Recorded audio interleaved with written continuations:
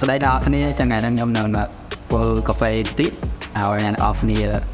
មើលដោយសារតែមានអ្នកសួរច្រើនពីរូបមន្តកាហ្វេតិចដែលកំពុងតែល្បីចឹងទីមួយយើងចាប់តាមពីកាហ្វេចឹងកាហ្វេគឺយើងប្រើថ្ងៃនេះគឺយើងប្រើបាទសាយ៉ងដាក់ហើយគ្រឿងផ្សំដែលយើងមានគឺយើងមានជាមួយនឹង topping cream ជាមួយនឹងគោផ្អែមហើយ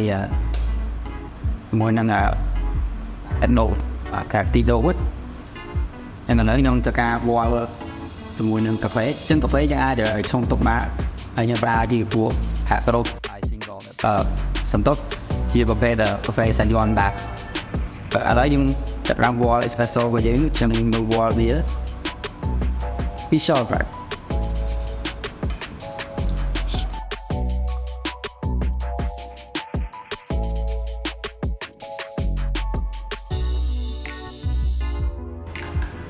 យើងដាក់ពីសតបន្តមកយើងពណ៌ជាមួយនឹងទឹកដោះគោផ្អែមរបស់យើង35 ml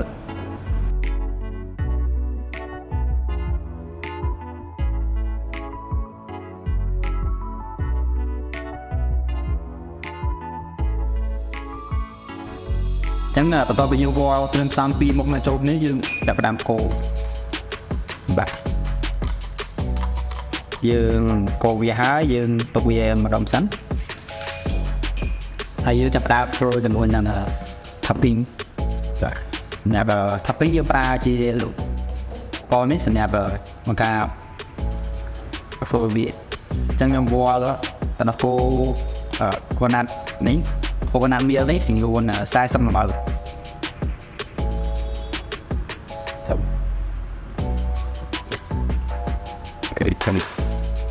តមកយើងធ្វើការដាក់ជាមួយនឹង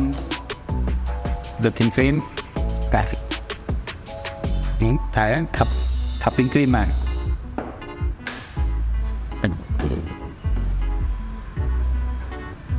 ហើយយើងវល់វាចំនួន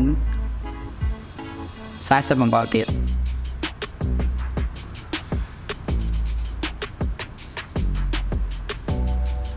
អូខេយើងប្រើជាមួយនឹងទឹកដោះគោ star បាទទឹកដោះគោ star យើងប្រើនេះគឺមកនេះដែរ40 ml ដូចគ្នាចាស់ហូហើយបន្ទាប់ពីយើង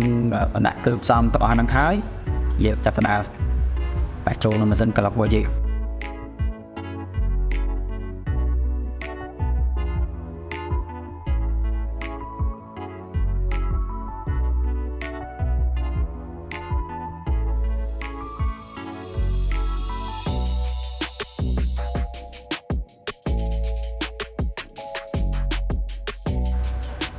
តែបន្ទាប់ពីយើងធ្វើ cream ហើយ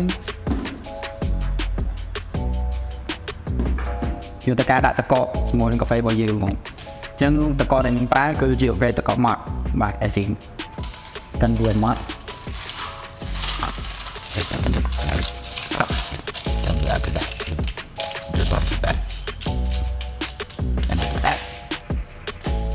តមកយើងកាត់ចាក់